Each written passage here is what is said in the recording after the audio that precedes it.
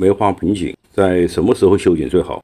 一般都会说在3至5月份，但在梅花盆景的修剪中还有几个细节，如果被忽视，修剪之后的梅花盆景发出的芽稀少或者不会发芽。梅花盆景在春季有2次修剪，梅花盆景的第一次修剪一般在开花之后进行。开花之后的梅花，树桩储存的养分消耗极大，树根的吸收能力还没有完全恢复。修剪与放盆不要同时进行，那样轻则会影响来年的开花，重则会产生丝枝枯萎。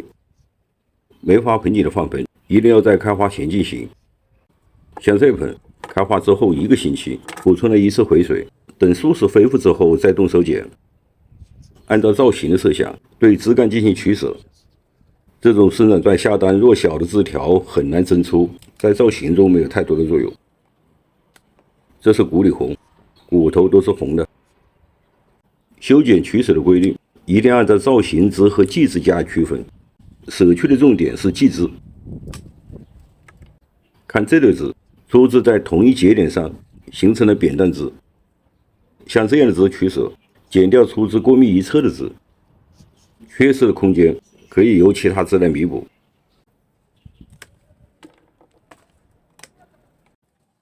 这个上下重叠枝，把这个直行枝去掉，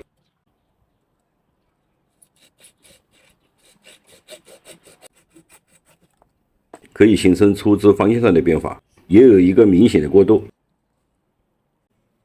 梅花盆景的粗枝丛生性比较强，像这些粗枝拥挤在一起，新长出来的侧枝几乎没有生长的空间，中间的枝去掉，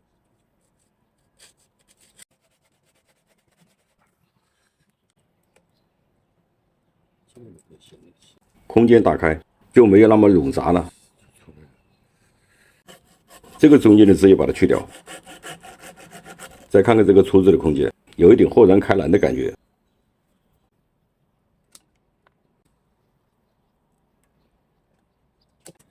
梅花盆景在养护过程中，不是粗枝越多，花就开得越多。梅花盆景对养分的吸收是有限的，像叶类枝这种枝会夺取大量的养分，影响造型枝条的正常生长，而且会使供需失衡，梅花盆景的花芽分化很难形成。梅花盆景的顶端生长最强势，最先出芽也在这个地方。出芽后养分需求大，就会造成下端的枝条在缺少养分的状态下，出芽少或者不出芽。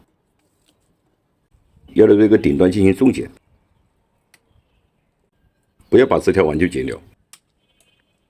不要的枝条可以把它做成舍裂，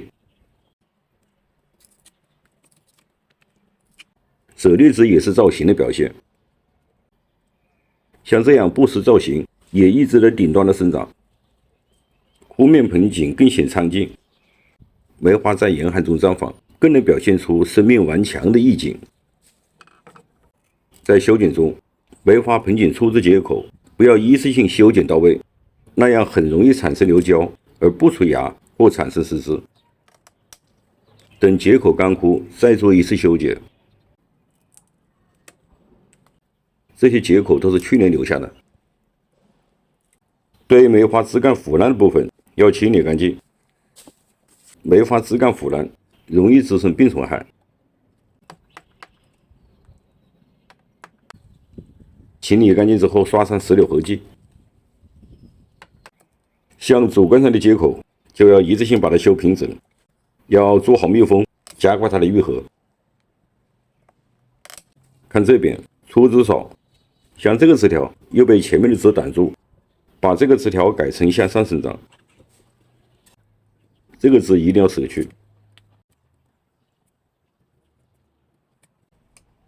同枝生长的空间，开口拉弯，